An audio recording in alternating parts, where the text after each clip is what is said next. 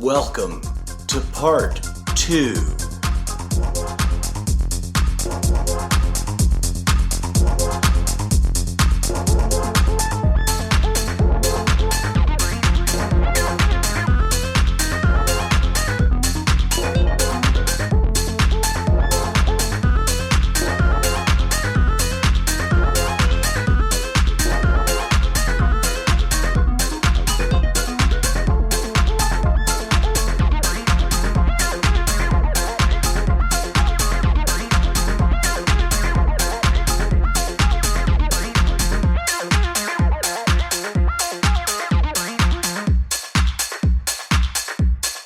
At any rate, clearly I'm into this now, right? I've been doing this just as a hobby, just as me spouting off my nonsense. Here's what happened yesterday. 34 minutes into the episode.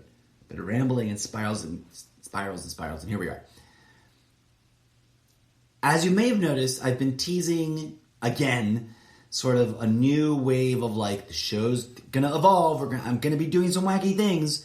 And in the last couple of days, and I may have been hinting at a new sort of spur of creativity. And for full context, literally in the last 3 days, in the last 72 hours, I have been, like burning through, like slamming down tutorials and getting my hands on skill sets into like functioning mode with a couple of different interesting tools that I finally found and discovered and thought, oh, this is it. This is, useful and whatever.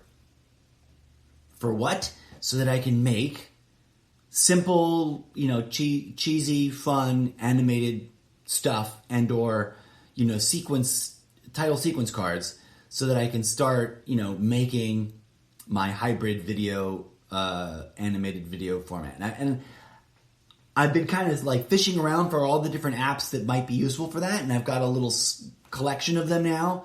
I have my own weird podcast, like animated hybrid live video toolset studio, and I was like, okay, as proof of concept to like just and to work through. Remembering all the sound editing skills I haven't really put to use in forever because I've just been laying down live tracks and I haven't really been editing much in a long time. And to make sure that I can really verify that all the apps I think are going to be able to do what I think they're going to be able to do, et cetera, et cetera, et cetera. And to put together a proof of concept of what an episode would look like, except it's not an episode of the show, it's something else. What would I do?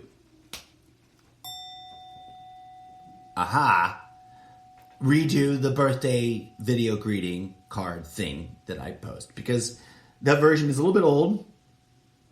And for a long time now, I've been thinking how I really sort of lament using the clown imagery.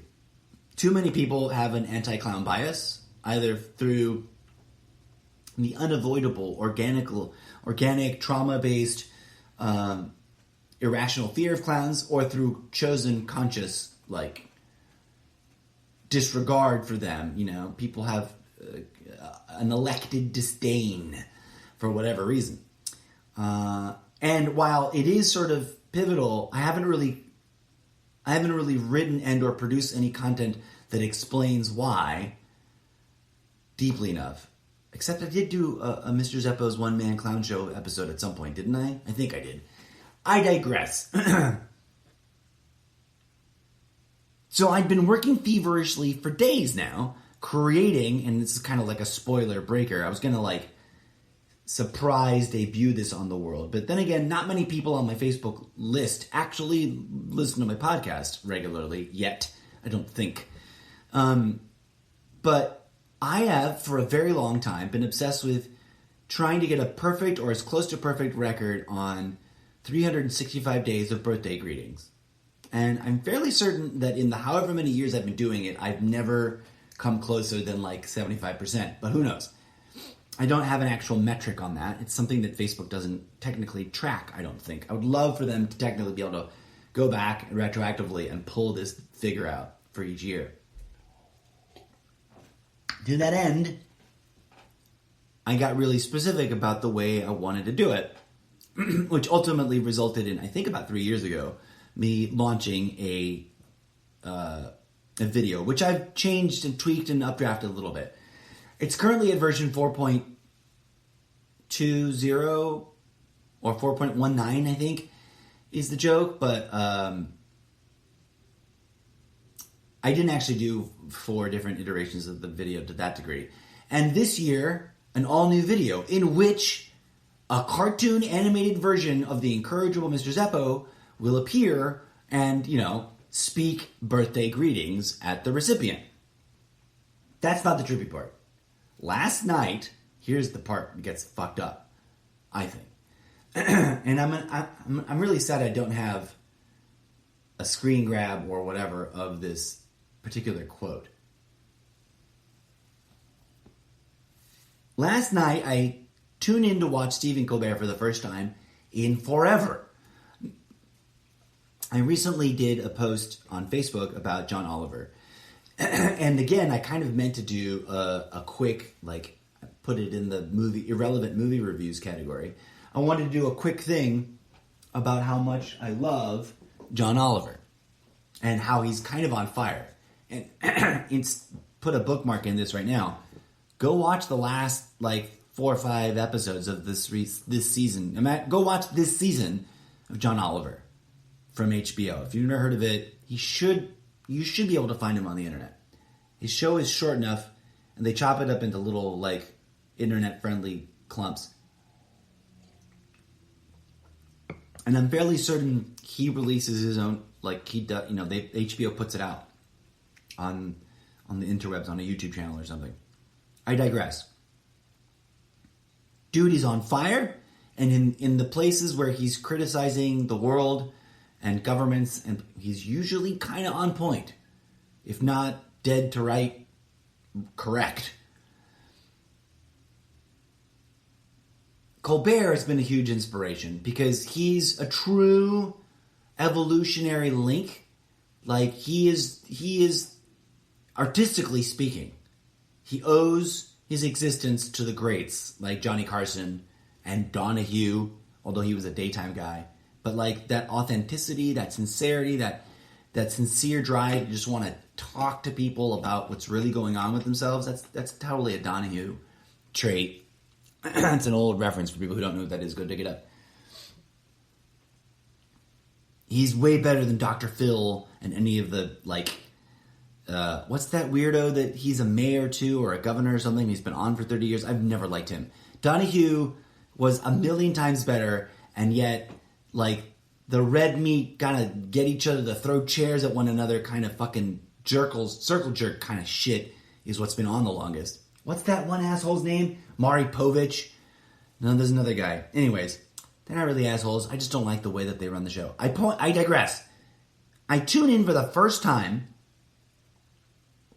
in months, since I've literally sat down to watch a Stephen Colbert episode. Despite the fact that I DVR it, I almost never ever actually watch it.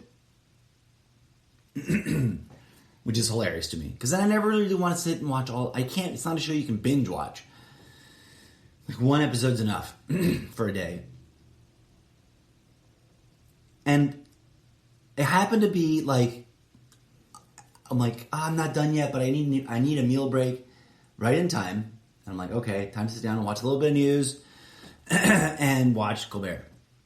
The opening segment was so meta. He's at home as if he's not doing the show yet, but he's getting ready to do the show. So behind the scenes in anticipation of a live feed. And then for whatever quirky excuse, he decides to take a nap in front of you, in front of the camera. And then he gets a cartoon bubble dream thing happening. Scooby-Doo transition into inside his dream. And inside his dream is the regular old school zoom through New York opening title credit sequence, but it's a little bit quirky and weird. And mind you, footnote, that opening sequence has always been beautiful, eminently watchable, and very curiously, weirdly dreamlike, and also reminiscent of like sim games, like SimCity, City Skylines. When you render a really beautiful high res, like some movie footage from inside the game, inside your city you've built, and it's got that soft focus, and I know it, and there's a whole trendy thing of making real life footage look like that, making the real world look like a cartoony, dreamlike little CGI rendered model when it's not, right? And it had that going on for it to begin with. And then literally today, with the lady announcer and the imagery and the theme, they get fucking meta. And now, live from, I forget the name of the theater. It's a late night show, right? It's not the late night show, it's with an A, like a late night show, kind of generic and random. And one of the little details that I really appreciate, that I think it's quirky. Maybe I'm overreading into it, but at any rate, the lady announcer goes, instead of like the usual spiel about some kind of quirky flavor and then the list of guests, she opens with the questions like, today on a late night show, is Steven really sleeping? Or is Steven really asleep? And is all of life some sort of hologram illusion to some kind of something? And it's like, whoa, what? And like her tone of voice got weird, and like it got to this question of like, is life really what life is, or is it a mind fuck? Woo, and I'm like, what the fuck? And it like the sound got all weird and slow, and it got really self-referential, and it got to this question of, and again, like I said earlier, I'm butchering the exact phrasing of what you said, and I wish I had just audio recorded it so I can play it for you right now, because it was perfect and bizarre and snarky, and you couldn't quite tell if he was saying that he believes that this is all a video game, or that he thinks that's impossible, or what.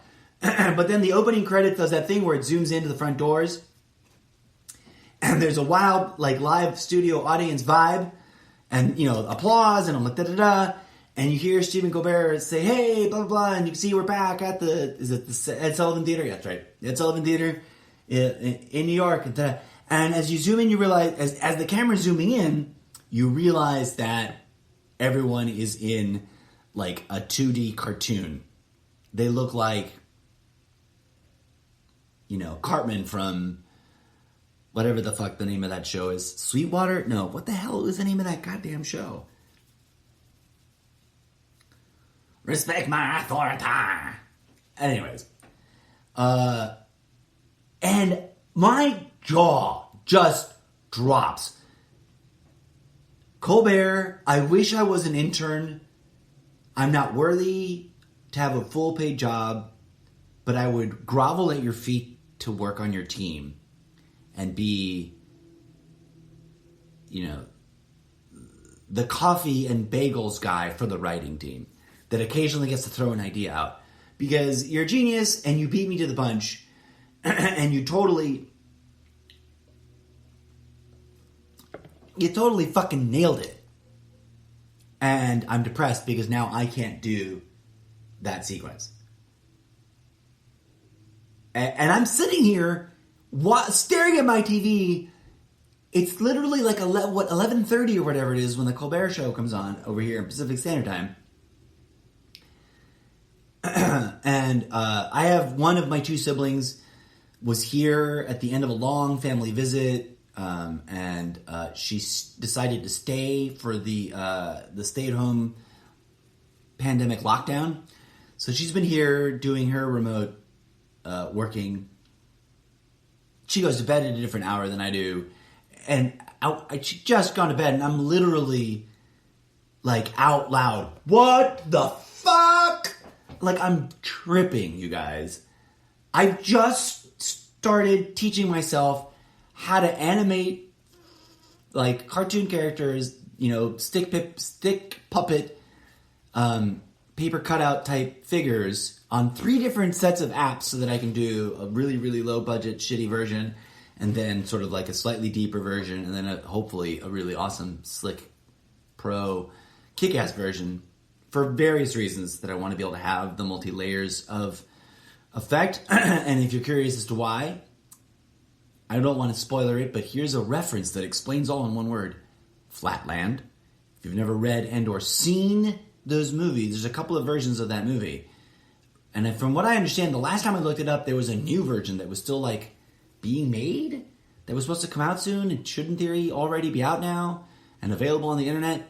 The older school version that's available for free on the internet somewhere, pretty awesome, covers what's in the Mindfuck book perfectly. Go watch it.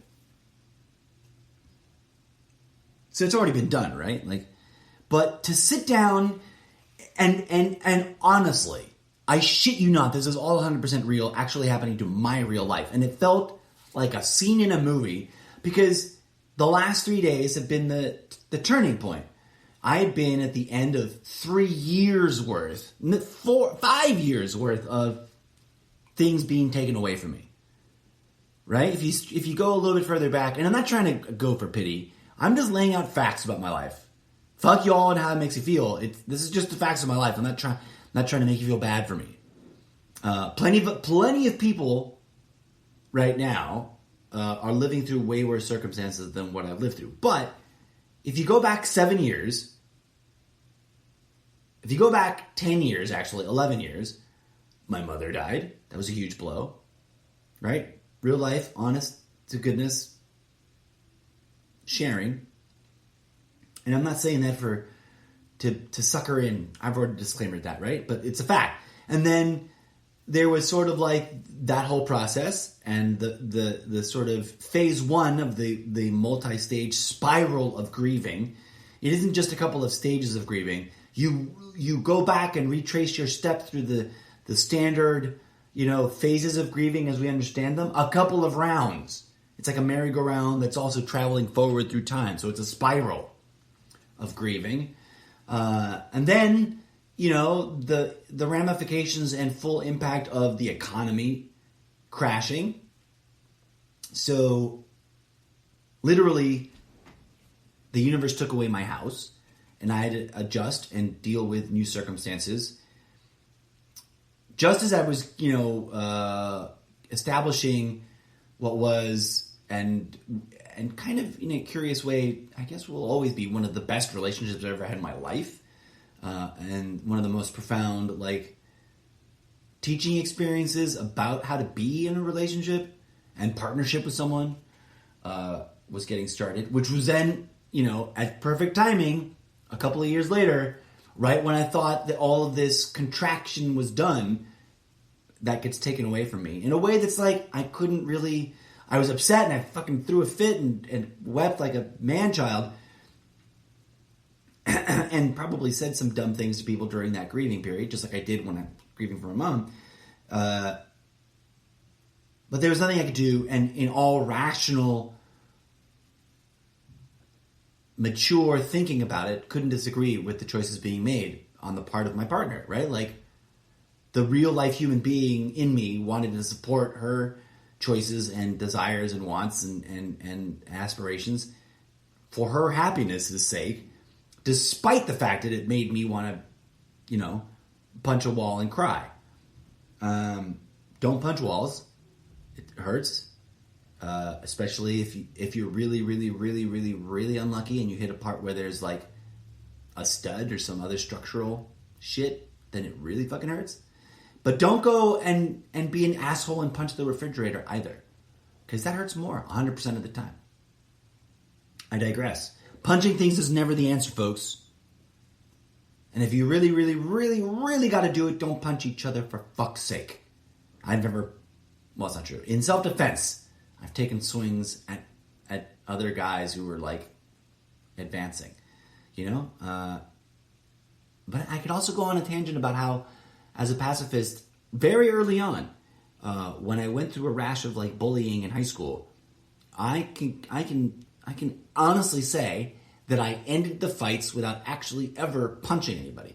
I threw psych out punches, like psych, that wasn't a punch, in order to like gain control of the situation, wrestle them to the ground, actually hip check them to the ground, and without actually laying a punch, neutralize the situation. Totally doable. Would have to do a self-defense episode to explain it any further. I digress. Where was I? That was a really weird spiral. I don't remember. It doesn't matter.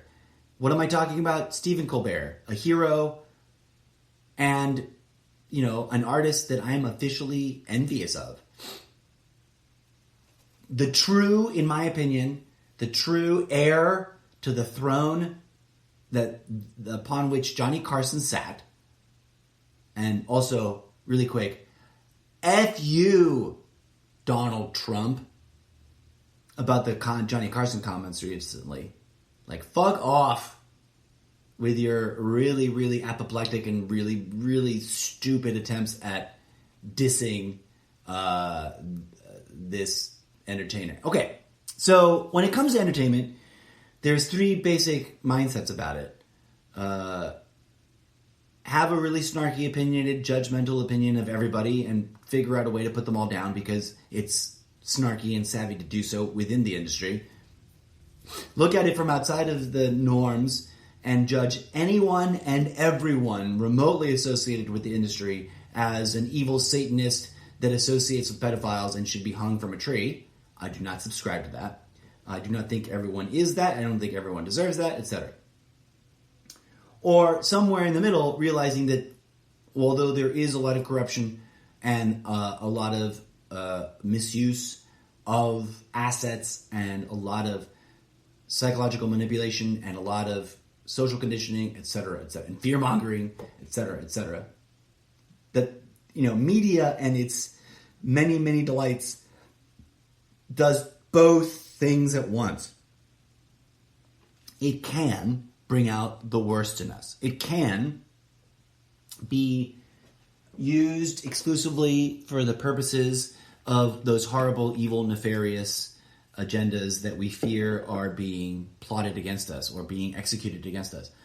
It can also be a repository of true human sharing, storytelling, art making, artistry, craftsmanship, and sincere talent, right? It really can be all those things, and it really can be a messy, chaotic mess of those things all mixed together.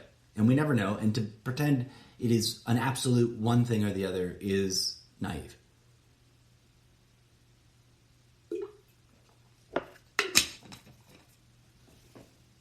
So apparently one of the things it can be is really effing epically mind-fucky and like mind-blowingly directly related to your own experience in some weird way. I mean, what are the odds? What are the odds? And I'll end it with this because I've been rambling for an hour, for shit's sake. For an hour, and I didn't even play any music in the middle. What are the odds that as I ramp up into what will hopefully be a 9-month period of heightened artistic creativity with a slow sort of drip, drip, drip of like preview, proof of concept, pilot episodes of certain things, so that in 9 months I can then just give birth to a whole new range of interesting products for people to enjoy and consume? What are the odds that as I'm just stepping into that and realizing that, you know, despite the fact that I don't feel very confident about my drawing skills, I'm about to launch into trying to make my dreams come true about and creating my own, graphic novel / animated series that is a way for me to tell the stories that I'm writing and sort of leverage myself into being able to write them better. Because if I don't have other people to collaborate with, at least I can have little virtual dioramas and puppet figures to like stage, right? I'm a theater director. At the core of my being, I'm supposed to be hyper collaboratively, immersively developing new theater with a troupe of performers with the full range of disciplines at their disposal, not disposable, the full range of talents at our disposal, from being able to cobble together a band that can spoof any sound of music, any kind of musical sound, to being able to pull off pretty reasonable dance moves, and have that sort of discipline protocol of like, we're actors, but we're not lazy actors. We're like dancer actors, lithe, active. Anyways, I'm supposed to be doing all that with artists and painters and sculptors and technologists and video game nerds in the corner making all the video game stuff out of what we create. That's the vision I've always had from day one. From the moment I realized what the power of theater as an art form really is, which is when you rally together a group of artists, when you team up with a group of creators in a theater space, you create a vortex into which any art form can be thrown in, and out of which theater comes out. You can throw any kind of skill set in there. And if the vortex is right, if you, the theater auteur, have created the right kind of vortex, and the vortex is a symbol for a whole methodology, a whole pedagogy of making art, right? Making theater art specifically. I digress. My life story has been that of a has-been. Someone who's inherently been never quite able to rally all the right team members, and that's not me blaming other people. That's me saying, deep down, I've always wrestled with the do-it-yourself to prove the concept first so that others can go, aha, and then join you, or rally the team together first so you can do it all together. And I guess I just have always missed the boat whenever I coulda, woulda, shoulda, joined other teams or built my own teams. I didn't have all the other conceptual pieces in line. When I had the conceptual pieces in line, no longer do I have access to lots of enthusiastic and energetic and willing, theater artists willing to work for free. But anyways, I digress. The mindfucking part of the thing is to sit down and be like, at least this way I'll be able to show people what I want to create, and then maybe then they will come. If I'd be able to build a version of it, the cartoon animatic limited series example of, then maybe we'll be able to rally people, and start as voice actors and then work our way up into, no, we're actually going to make this as a real life show too. To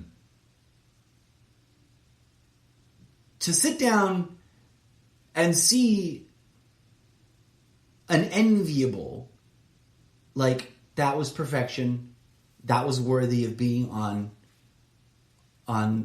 prime time, late night talk show airtime. Example of exactly the kind of thing that I was about to do, that I want to do, that I'm about to build, done better, beautifuler, and funnier, and interestingly, more profoundly thought-provoking, that I've yet to achieve with my efforts, was maddening, folks. And I've just rambled at you about it for 62 minutes and 26 seconds. Thank you for listening. I apologize for being so long-winded about everything. That's one of my, challenges I've got to overcome.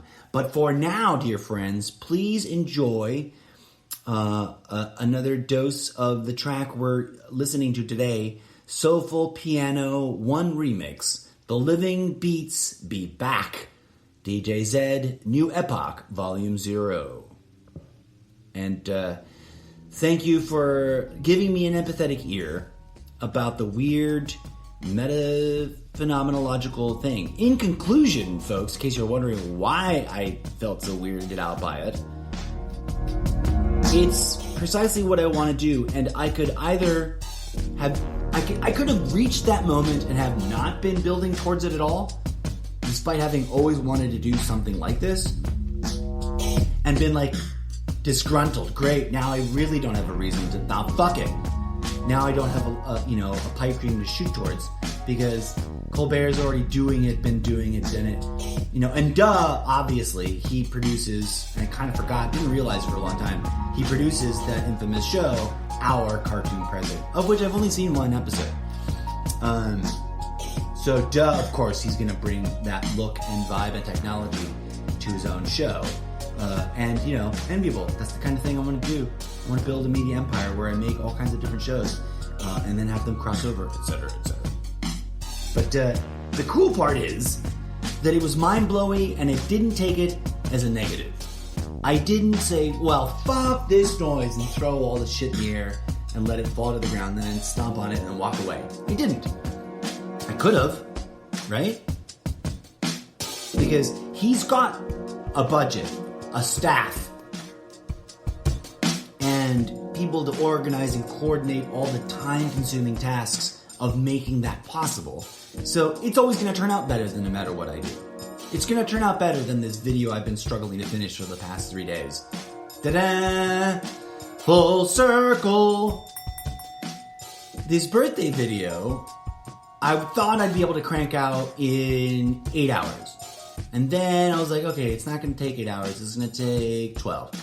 And now I realize I've been working at it, and by the time it's done, it'll probably be a solid, maybe, actual working hours time, not contiguous, not all at once, because I've been sleeping and stuff, and eating and taking breaks and whatever. But when all said and done, I wish, like with a video game, that there was a little thing I could, clock for all. I just had to start my own timer widget. But all said and done, it's probably going to be a good 36 to 48 hours worth of work for what will ultimately be a 2-minute, at max 4-minute video, which is supposed to be a cutesy, watchable, entertaining birthday greeting that seduces you into a moment of contemplating with awe some of the magical things about being born. Which I don't want to spoil it, right? That's all going into the show, into that product. But wowzers, folks, legit. At any rate, thanks for tuning in. By listening to the show, you're helping to support this crazy vision, which is the Stephen Colbert cartoon talk show is only one facet of. Don't get me wrong, that isn't the end-all be-all. That's just one little nugget in a giant cornucopia of chicken nuggets of ideas that are all related and go good together and I'm supposed to create. And that it is an overwhelmingly huge mountain to climb on my own, without backing, without a budget, without staff, without researchers, without animators, without coders and programmers and asset developers and script writers and a team to help it all happen. But, as pipe dreams go, you either work towards it one day at a time, one step at a time, a little bit at a time, and keep speaking it into existence and keep inviting people to participate, or you don't, right? And as the one thing that keeps me sane is that I've seen in real life, thanks to theater, the very fact that an overnight success is literally a 10-year-long story.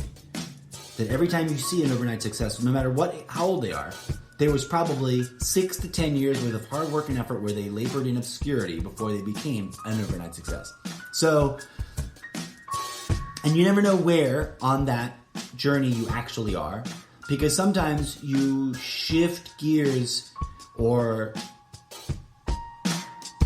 adjust your trajectory so much that it actually resets it. 12-12, it actually resets the trajectory, which means, if I was getting into year 3 of a theater career trajectory, and then I realized that because of confluence of things, including the fact this global shutdown may make it impossible to go back to work at a theater for at least another 9 months or longer, if there's really going to be, and we're going to talk about, totally just ran through all my music. Ha ha. I guess I still got more shit to say.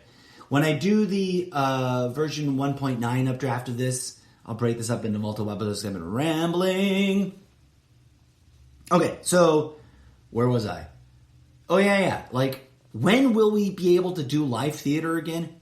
Who knows? And that's a scary thing. I can do a whole episode about it because live theater is my jam. right? And I have visions of live theater with augmented reality and holograms, and I'm looking at you, Ivy Potts Scott. I don't know if Ivy Potts Scott is listening to this show, but if it is, I didn't mean to say it. You are a person, Mr. Ivy Potts Scott. But yeah, I digress. Learning curve, doing it by myself. I'm going to take Stephen Colbert doing it at a super huge professional level as a sign, and I'm going to choose to interpret it as a good sign. And the reason I rambled about this for an hour, 69 minutes now, is because I don't want to be just accused of being someone who saw that and wanted to copy it. I've been working towards that forever, since before Stephen Colbert existed. I'm just an idiot and didn't successfully create it yet.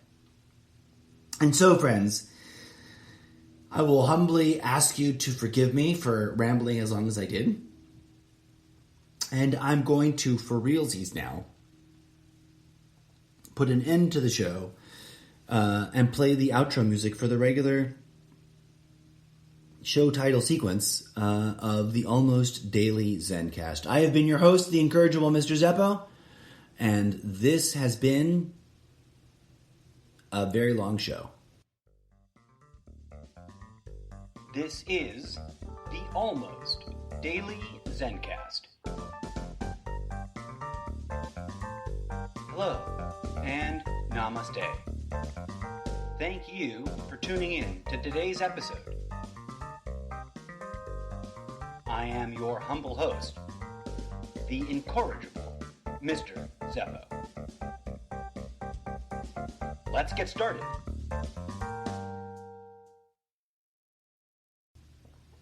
Wah, wah. I totally just played the intro, not the outro, to the show. So it's like we're starting a whole new show. But we're not, because it's over.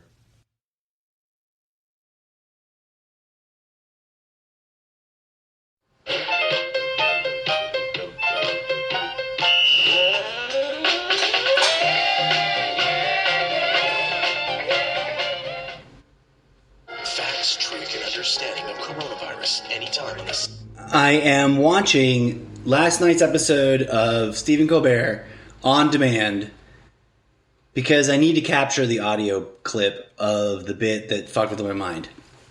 It's just starting. He's at home in the same shot he's been in the last couple episodes, although I had not been watching, hand to God, I had not been watching for a while. I had seen some clips on the internet, but I had not sat down and watched it on TV. And then this happened to me last night. Which I've already rambled about for an hour, but I had to just do supplemental and get you the clip, even though I technically, I guess, could be asked to pull this from the air later. But it's just too weird and too perfect, and the phrasing, I'll never get it right if I don't capture it. Here it comes. I'll kind of talk through it, too, to make it, my reaction show. I look fine. How's the hair? It's crooked. It's crooked?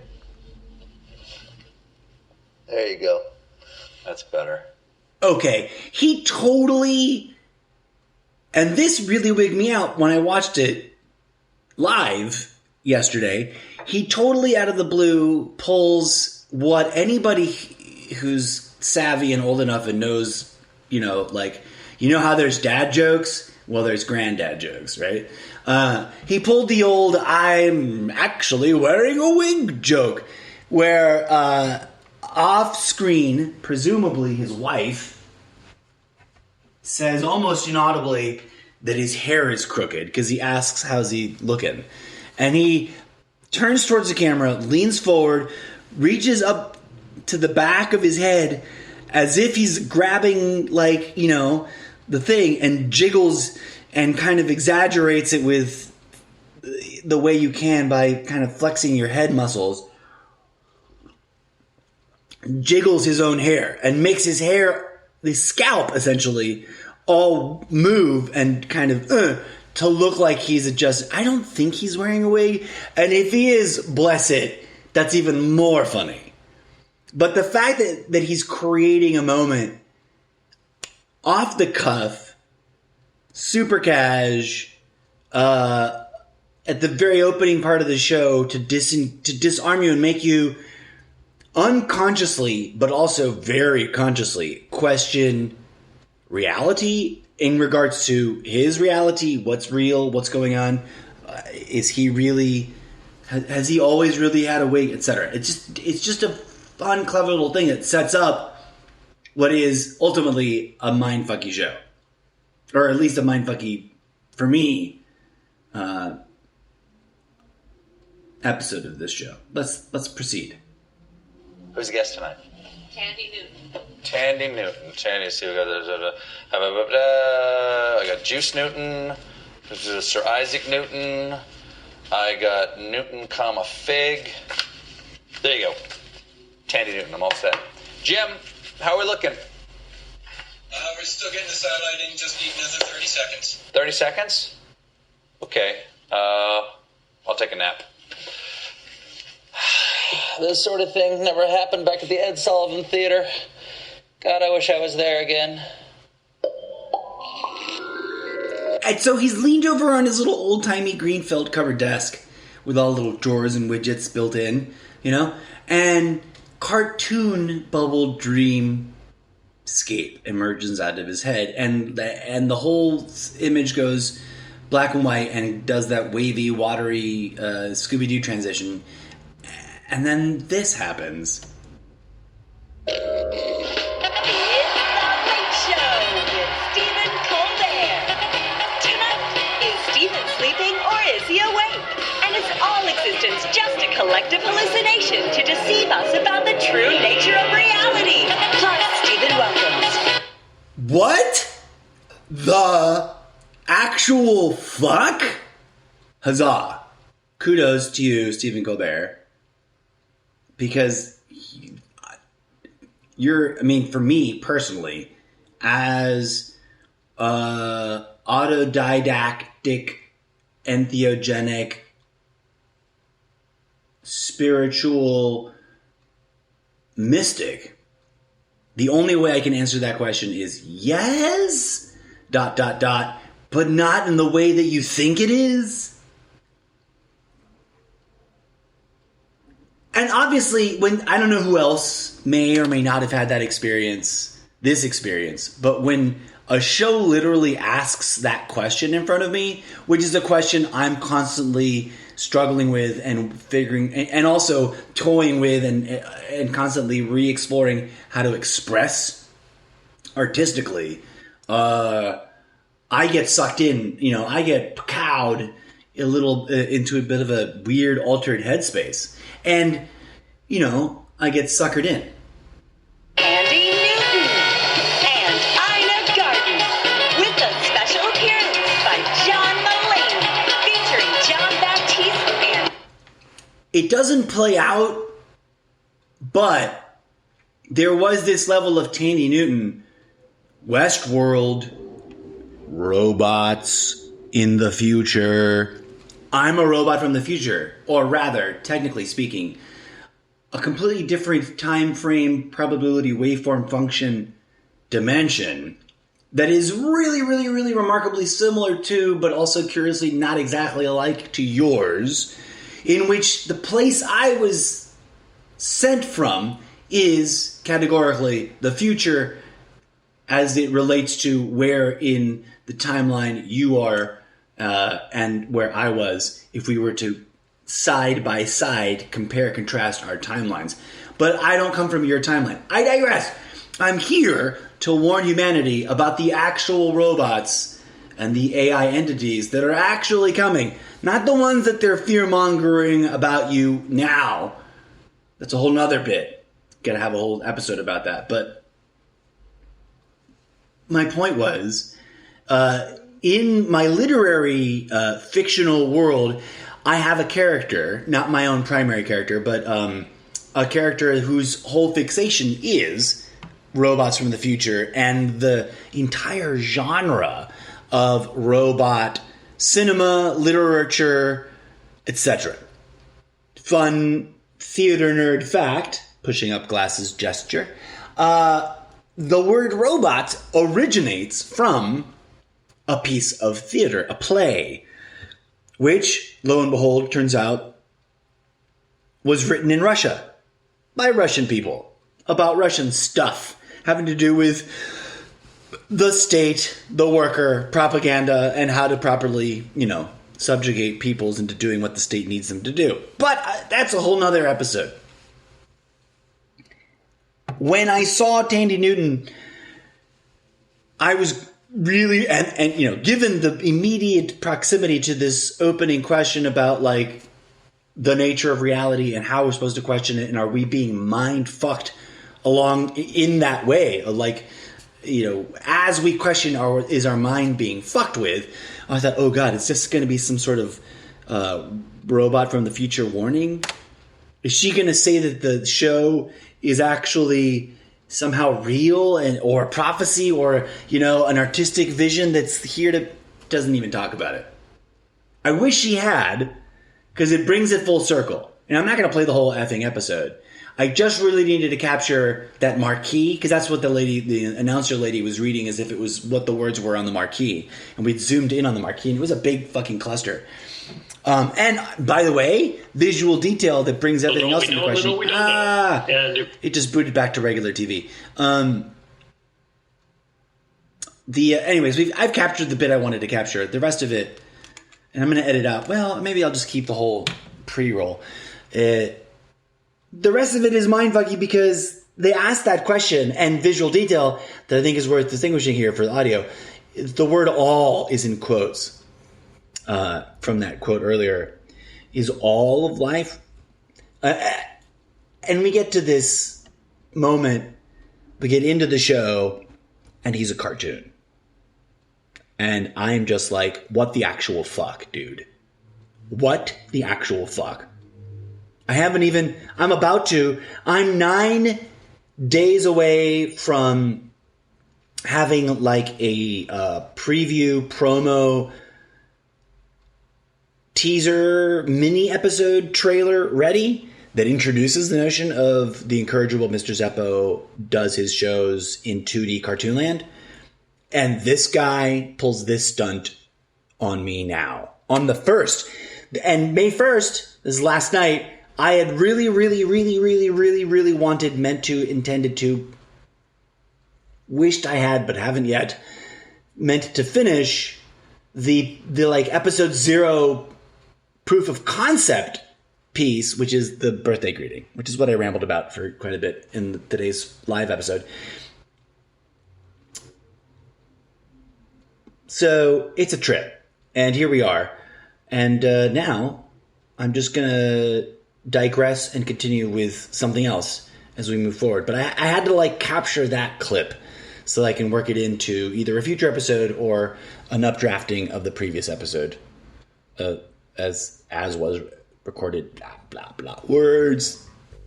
This is the Almost Daily Zencast.